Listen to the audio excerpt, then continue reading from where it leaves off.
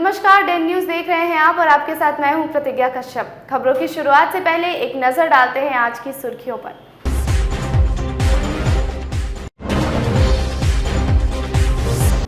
कथैया के पारसपुर मुसहरी से लापता व्यक्ति की एक दिन के बाद अपने ही दरवाजे पर मिली लाश, कई तरह की हो रही है चर्चा।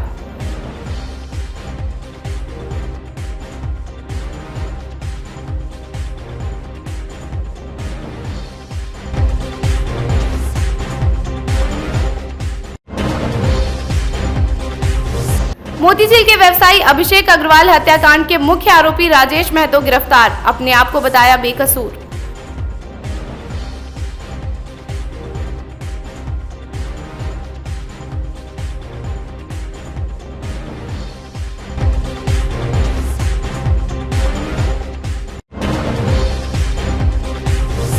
और जन जागरूकता चलाने के साथ जिले के कई इलाके में लगातार चल रही है छापेमारी। मंगलवार को भी जब्त किए गए सैकड़ों लीटर शराब, 2 कारोबारी गिरफ्तार।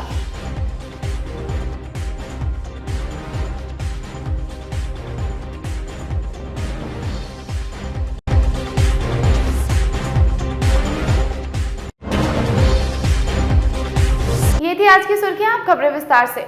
कथैया थाना क्षेत्र के पारसपुर मुसहरी गांव के अनिल राय सोमवार को एक व्यक्ति के साथ घर से निकले और मंगलवार की सुबह घर के बाहर उनकी लाश मिली।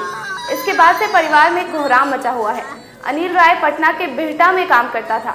लॉकडाउन में गांव आने के बाद ऑटो चलाकर परिवार चला रहा था। उसके 3 छोटे छोटे बच्चे हैं।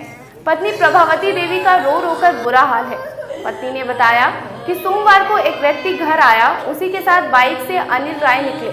रात में भी घर नहीं लौटे। सुबह सुबह घर के बाहर उनकी लाश मिली। नहीं, हम जानते हैं खाना खाकर निकल गए फोन से बात करते हुए। उस समय से वापस नहीं लौटे और हमको कुछ नहीं बताते थे और हम कुछ नहीं जानते। कोई ऐसा बात बाहर का कौन क्या है क्या कहाँ है हमको कुछ नहीं पता। हमसे कुछ बात शेयर नहीं करते थे। कुछ बात बताने की जरूरत हमसे नहीं समझते थे। घटना के बारे में कैसे जानकारी हुई?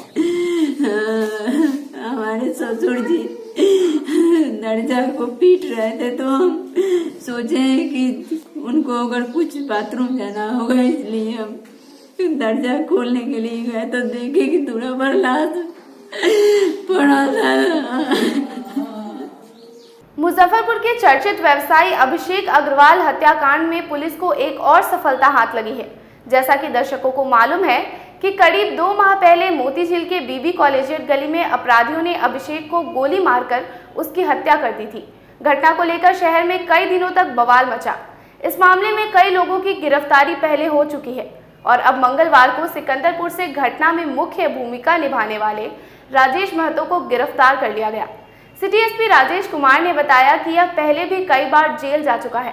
इधर गिरफ्तार राजेश ने अपने आप को बेकसूर बताते हुए साजिश के तहत फंसाने की बात कही। हमारी दोस्ती थी, दोस्ती कुछ दुश्मनी में बदल गई थी।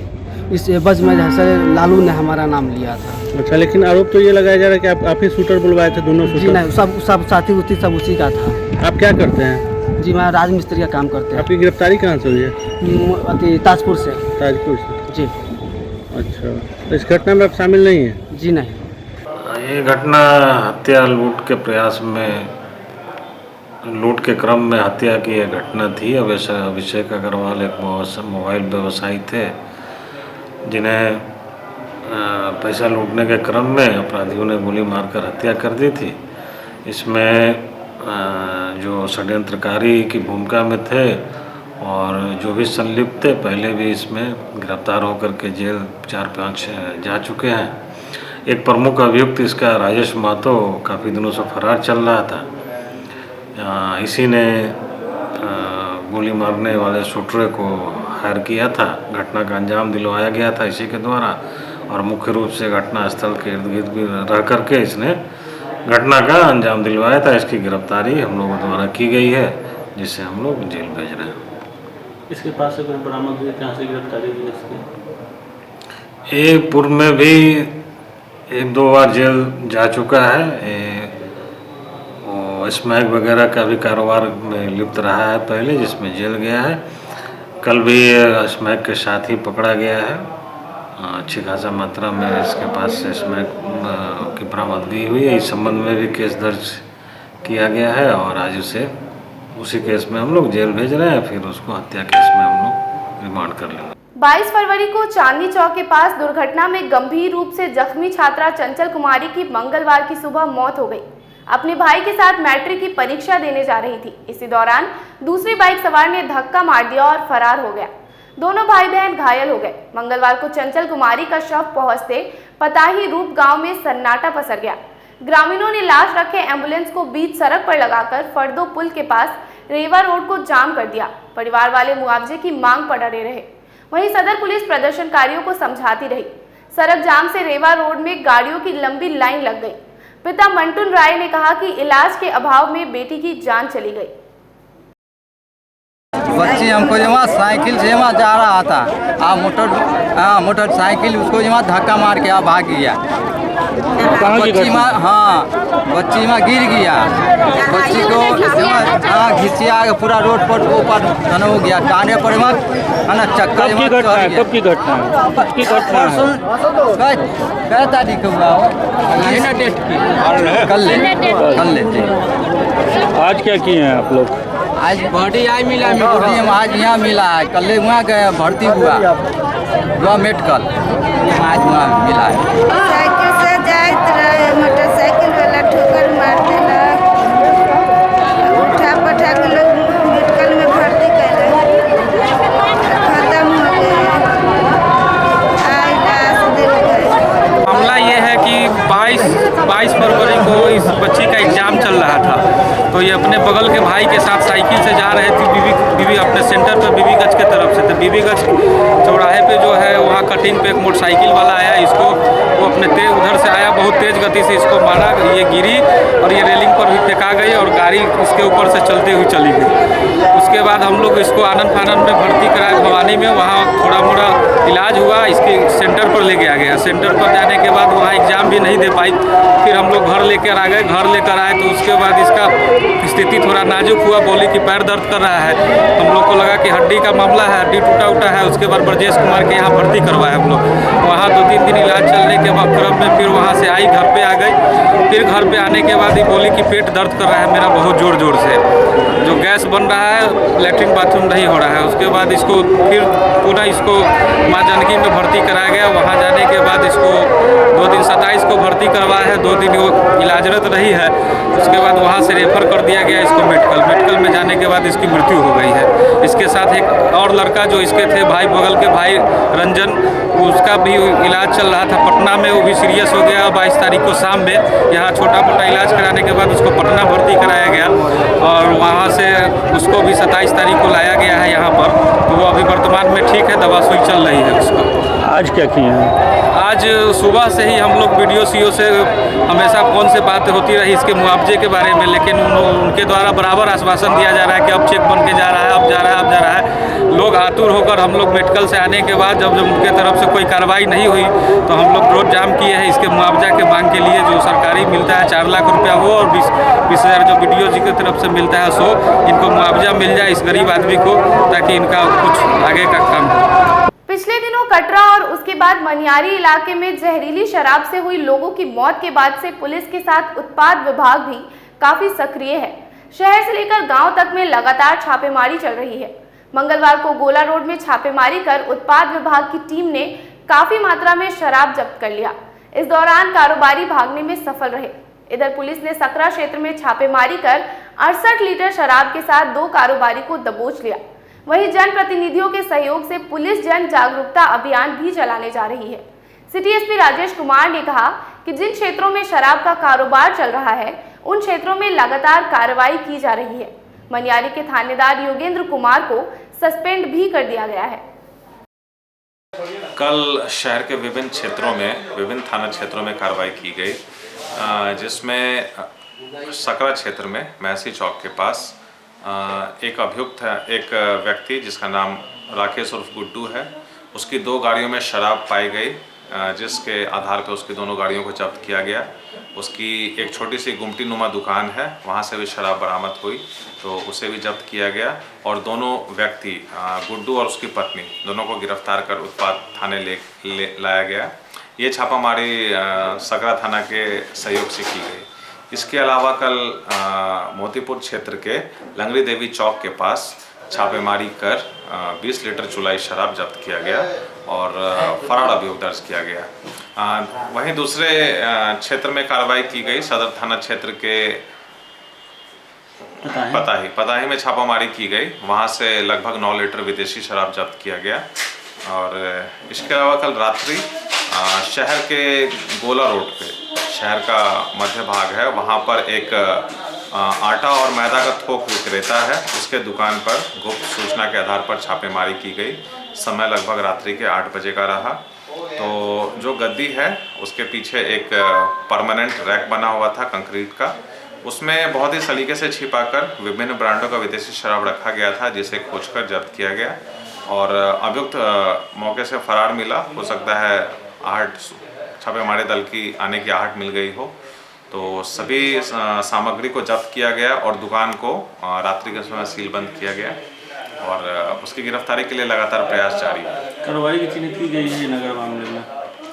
कार्रवाई यही है कि उसके घर पे भी छानबीन की गई, उसके घर पे उत्पाद की टीम गई और इसके अलावा उसके जितने भी मित्र हैं, सगे संबंधी हैं, उसके होने का सुराग लगाया जा रहा है और जल्द ही गिरफ्तारी की कोशिश की। शराब को लेकर के अभी यहाँ पे हम लोग 2 स्तर पे अभियान प्रारंभ किए हैं। पहले उन क्षेत्रों को चिन्हित हम लोग किए जहाँ पे अवैध रूप से कच्चे शराब, देसी शराब बनाकर बेचे जाने की सूचना मिल रही थी और जहाँ पे बड़े स्तर पे माफियाओं के द्वारा शराब कारोबार का संचालन किया जा रहा था। इस सभी के संबंध में सूचना संकलन कर और उस पर प्रतिदिन हम लोग कार्रवाई कर रहे हैं। इस कार्रवाई के तहत में जिला स्तर से भी पुलिस उपाधीक्षक के नेतृत्व में कुछ टीमों का भी गठन किया गया है। ये टीम भी लगातार शराब के विरुद्ध में कार्रवाई अपना जारी रखे हुए है और यह कार्रवाई हम लोग का लगातार चलेगा। दूसरे हम लोगों ने यहाँ पे एक जागरूकता के अभियान भी चलाने का काम शुरू कर दिया है। स्थानीय जीते हुए सदस्यों, वार्ड सदस्यों आदि को हम लोग बुला करके उनके साथ बैठक करके उनका भी सहयोग ले रहे हैं और शराब का जो उससे उसकी बुराइयां हैं उसके बारे में लोगों को बताने का काम हम लोग करवा रहे हैं ताकि इसका असर उन लोगों पर पड़े। उसके कानून के संबंध में भी लोगों को जागरूक किया जा रहा है कि इसके लिए सरकार द्वारा बहुत पहले से ही कानून बनाई जा चुकी है। इसके तहत पकड़े जाने पर कठोर कार्रवाई भी होगा। इन सब बातों से भी सभी को अवगत हम लोग करा रहे हैं। मंगलवार को नगर निगम सभागार में नगर आयुक्त विवेक रंजन मैत्री ने अपर नगर आयुक्त विशाल आनंद और उप नगर आयुक्त हीरा कुमारी के साथ नगर निगम कर्मचारियों के साथ बैठक की। बैठक में मुजफ्फरपुर नगर निगम में महालेखाकार से संबंधित पत्रों के आलोक में वित्तीय वर्ष 2017-18 में दर्ज ऑडिट में अनियमितता पाई गई है, जिसके अनुपालन के लिए सभी कर्मचारी और शाखा प्रभारी के साथ बैठक कर जवाब की तैयारियों को लेकर चर्चा की गई। ये एक काफ़ी दिनों से मुजफ्फरपुर नगर निगम में महालेखाकार से संबंधित जो पत्र प्राप्त हुआ था उसमें कई तरह के आपत्ति दर्ज किए गए हैं 2017-18 के ऑडिट की रिपोर्ट में। चूँकि ये एक अनुपालन सभी कार्यालय से अपेक्षित होता है, इस संदर्भ में एक बैठक आहूत की गई है जिसमें हमारे कार्यालय के सभी उप नगर आयुक्त, सभी शाखा प्रभारी और प्रधान सहायक उपस्थित हैं और हम लोगों ने जो नगर आयुक्त महोदय के आदेश के आलोक में जो हम लोग को काम करना है कि इसका कंप्लायंस अविलंब करवाया जाए और जो भी आपत्ति दर्ज की गई है महालेखाकार के द्वारा उसके जवाब में जो हम लोग को इस ऑफिस से जो जवाब भेजना है वो उसकी भी तैयारी हम लोग को करनी है। इस संदर्भ में आज बैठक बुलाई गई है और हम लोग बहुत ही संजीदगी से इस विषय को हम लोग रिजॉल्व करने का प्रयास कर रहे हैं और उम्मीद है कि इसको बहुत जल्द से जल्द अनुपालन और उसका जवाब हम लोग यहाँ से भेज पाएंगे। मंगलवार को जिला परिषद सभागार में जल जीवन हरियाली दिवस का आयोजन ग्रामीण विकास विभाग के द्वारा किया गया, जिसमें ऑनलाइन जल जीवन हरियाली दिवस का राज्य स्तरीय कार्यक्रम अधिवेशन भवन पटना में आयोजित हुआ, जिसका विषय वैकल्पिक फसलों, टपकन सिंचाई, जैविक खेती एवं अन्य कई तकनीकी का उपयोग विषय पर परिचर्चा की गई। जिला स्तर पर कार्यक्रम जिला परिषद सभागार में आयोजित किया गया।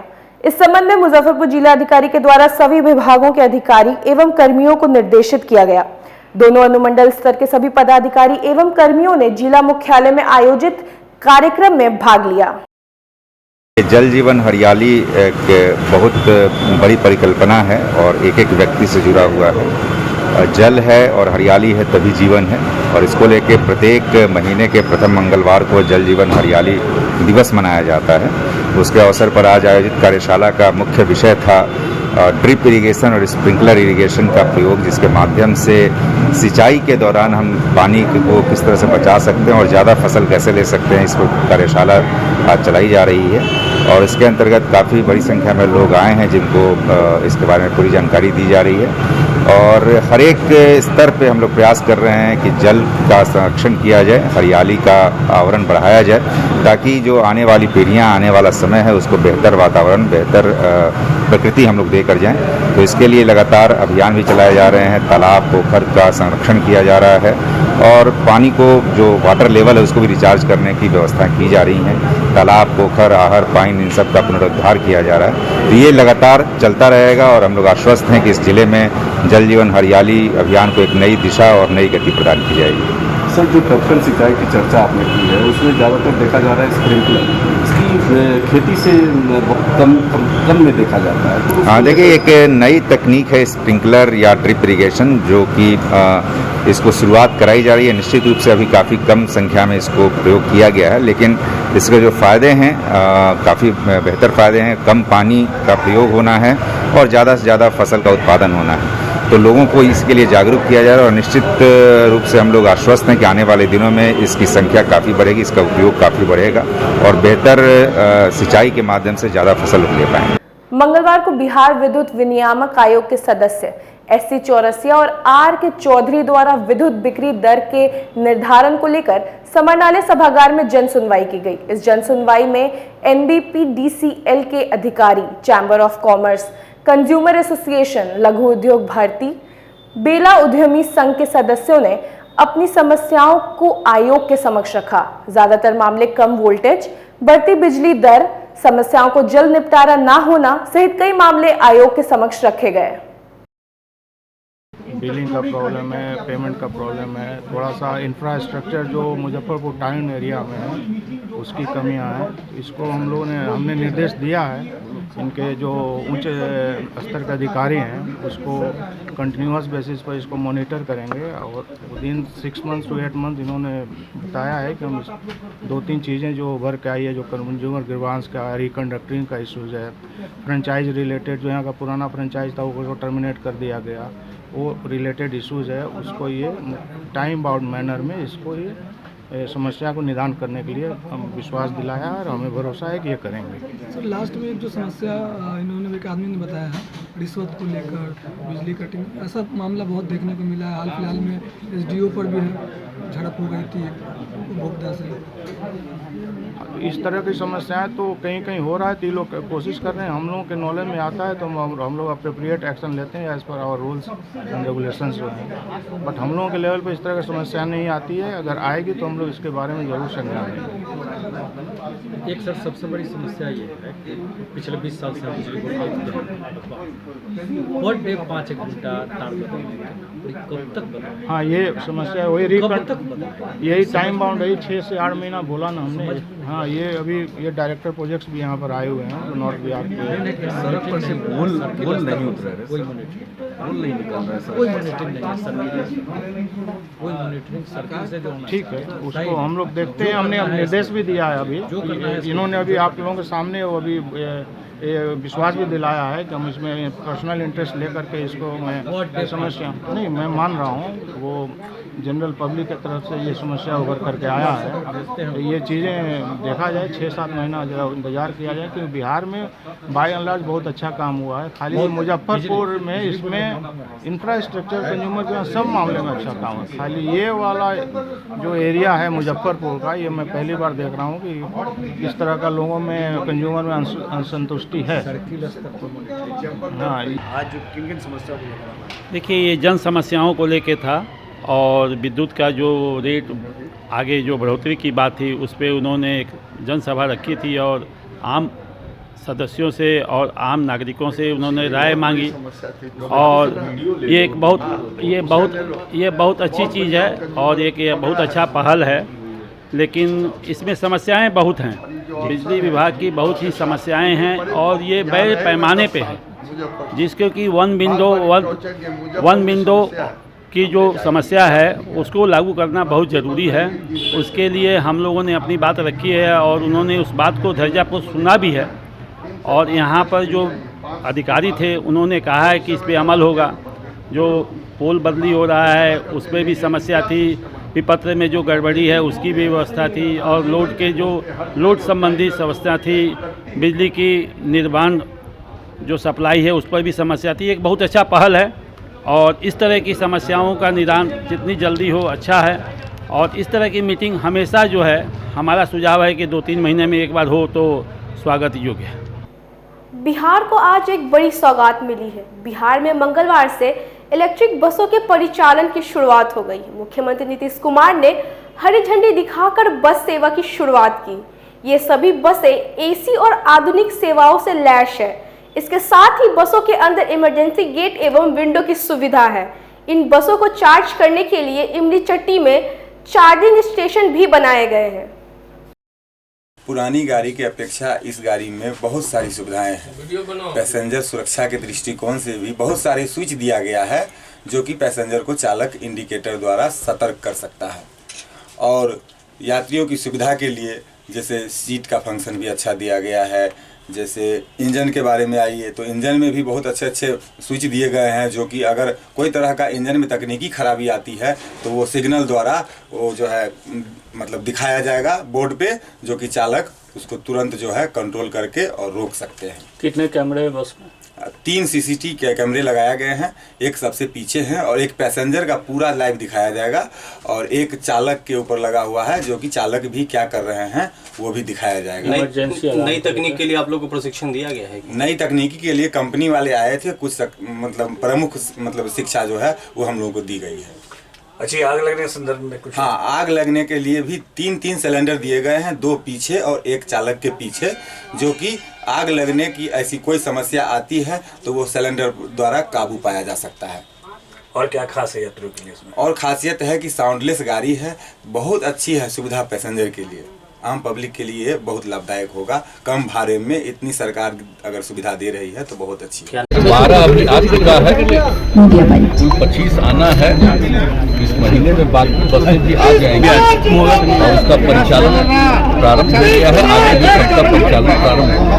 आप सबको मालूम है कि 2019 में आप जानते हैं जो इलेक्ट्रिक कार है तब से ही लगातार उस समय आया था, आप देख जानते ही हैं, उसी समय से लगातार हम लोग चल रहे हैं।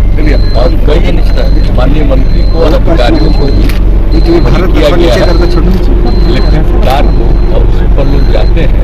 इसी को प्रेरित करने की वजह से पहली बार याद है तो पहली बार ऊपर चले तो रास्ते भर कहीं से भी जाते थे, सब लोग खुशी पूर्वक देखने लगता था कि क्या है, एक छोटा सा जानते ही है कार जैसा है।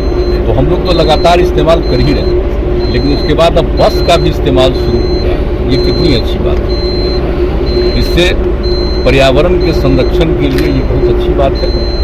इसका किसी भी प्रकार से कोई नुकसान नहीं होता है और हर चीज़ इसमें इंतजाम किए हुए हैं, ऑटोमेटिक है हर चीज़, तो काफ़ी सुविधा होगी। और अभी तो इतनी संख्या में आ गया है, लेकिन ये चलेगा तो हम लोग को और संख्या में हम ताकि आप जानते हैं कि हम लोगों की जो इच्छा है और जल जीवन हरियाली अभियान चलाते हैं और आपको मालूम है पर्यावरण के संरक्षण के लिए, तो उसी को ध्यान में रखते हुए अगर ऐसे व्हीकल्स चलेंगे तो काफ़ी लोगों को सहूलियत होगी। आप जानते हैं आबादी बढ़ रही है, बसों की संख्या बढ़ी है, रोड बहुत बनाया गया है, तो साथ साथ आप जान रहे हैं कि दुर्घटनाएं भी होती हैं। तो उसके लिए भी सब कुछ इंतजाम किया जा रहा है। कैसे ट्रेनिंग दिया जाएगा उसके लिए, कहाँ पर किस तरह से बसें चल रही है, जो भी जाँच पड़ताल के लिए उस सब के लिए भी संस्थान का भी निर्माण किया जा रहा है। और जो भी गाड़ियाँ चलाएंगे वो ट्रेंड ही होंगे ड्राइवर, तो इस सब के लिए भी इंतजाम किया जा रहा है कि अन्य जगहों पर भी इस सब की ट्रेनिंग हो जाए, ठीक ड्राइवर बने। तो आज ज़्यादा बसों मतलब व्हीकल्स होने के कारण और उसके साथ साथ अगर उसकी पूरी ट्रेनिंग नहीं है तो आप जानते हैं दुर्घटनाएं होती हैं। तो जितना भी जितना भी सड़कों का निर्माण हुआ है और ज़्यादा से ज़्यादा व्हीकल्स बढ़े हैं तो उसी और दुर्घटना बढ़ी है, तो उसी को नियंत्रित करने के लिए भी परिवहन विभाग ने पूरे तौर पर प्रयास किया है और ये सब कर रहे हैं। और आपको मालूम है इसके लिए राष्ट्रीय स्तर पर भी एक निर्णय हुआ और यहाँ पर भी उसके बारे में पूरी बात हुई है। और उसको लेकर के जो हम लोगों ने भी यहाँ कमेटी बनाई और एक एक चीज़ के लिए पिछले 2 वर्ष पहले से ही सब नियमों का को बनाया है और उस हिसाब से काम करने की कोशिश कर रहे हैं। और उसी दिशा में लोगों को प्रभावित करने के लिए इस चीज़ एक आप समझ रहे हैं कि इलेक्ट्रिक बस का भी चलाया जाए। और अभी इन लोगों की इच्छा है, हम तो जाते ही हैं इलेक्ट्रिक व्हीकल पर ही जाते हैं, लेकिन इलेक्ट्रिक बस का आज से शुरुआत हो रहा है। तो इसी पर हम लोग बैठ करके सब दोनों मुख्यमंत्री और माननीय मुख्यमंत्री सब लोग जाएंगे, अभी हाउस तक जाएंगे। ब्रह्मर्षि समाज अपने उच्च आदर्शों को फिर से स्थापित करने के लिए 7 मार्च को स्वामी सहजानंद सरस्वती स्मृति ब्रह्म ऋषि चिंतन शिविर का आयोजन करने जा रही है। पूर्व मंत्री सुरेश शर्मा ने कहा कि इसका राजनीति से कोई वास्ता नहीं रहेगा, लेकिन शिविर में राजनीतिक क्षेत्र के लोग शामिल होंगे। पूर्व मंत्री अजित कुमार ने दलीय राजनीति से ऊपर उठकर एकजुटता के लिए इस शिविर का आयोजन करने की बात कही है। बताया अजीत जी ने, उस अतीत को हम लोग उसमें जो हमारी कमियां आई है, उसमें जो हरास हुआ है, उसको कैसे हम मेंटेन करें, उसको फिर पुनः कैसे स्थापित करें। हम शिक्षा के क्षेत्र में, समाज के क्षेत्र में, आज़ादी के क्षेत्र में, व्यवहार के क्षेत्र में हमारा अग्रणी भूमिका रही है।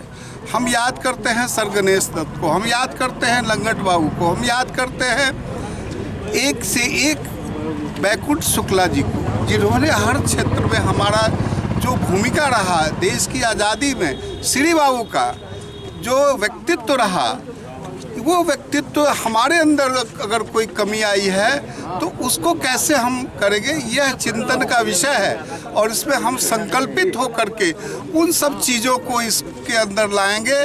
और हमारा जो नवयुवक समाज है वह आज हम कहते हैं कि रामानंद सागर ने रामायण को जागृत कर करके बच्चों को राम के प्रति जागृत किया। हम समाज के लोगों को जागृत करेंगे, अपने अतीत का जो गौरवशाली भविष्य रहा है उसको बता करके हम समाज को उससे जोड़ेंगे और यह समृद्ध, संपन्न और खुशहाल समाज देश के लिए, बिहार के लिए, मुजफ्फरपुर के लिए इसके नौजवान कामयाब होंगे। इसी चिंतन के साथ यह चिंतन शिविर किया जा रहा है। धन्यवाद। चिंतन शिविर में कुरीतियों पर भी चर्चा होगी। कुरीतियाँ पर हमारा उस पर विचार आएगा, उस पर नहीं करने का संकल्प होगा। और यह बिल्कुल राजनीति से प्रेरित नहीं है, सामाजिक बंधनों से, गैर राजनीतिक सामाजिक यह संगठन कायम होगा और इसका प्रभाव समाज के ब्रह्मर्षि समाज पर पड़ेगा। और आगामी 7 मार्च को मुजफ्फरपुर महेश प्रसाद सिंह साइंस कॉलेज के मैदान में ब्रह्मर्षि समाज का एक बड़ा चिंतन शिविर का आयोजन किया गया है।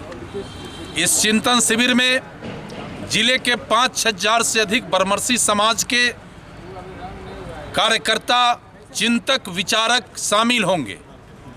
कार्यक्रम में बिहार ही नहीं देश के पैमाने के जो ब्रह्मर्षि समाज के बड़े बड़े नेता हैं, चाहे वो सांसद हो, पूर्व सांसद हो, मंत्री हो, पूर्व मंत्री हो, विधायक हो, पूर्व विधायक हो, पार्षद हो, पूर्व पार्षद हो, मुखिया हो, जिला परिषद के सदस्य हो, चाहे वो शिक्षा के क्षेत्र में अग्रगणी भूमिका निभाने वाले हों, स्वास्थ्य के क्षेत्र में हो, कानून के क्षेत्र में हो, व्यवसाय में हो, समाज सुधार के कार्यक्रमों में हो, हर क्षेत्र में, कृषि में हो, हर क्षेत्र के लोगों को इसमें आमंत्रित किया गया है।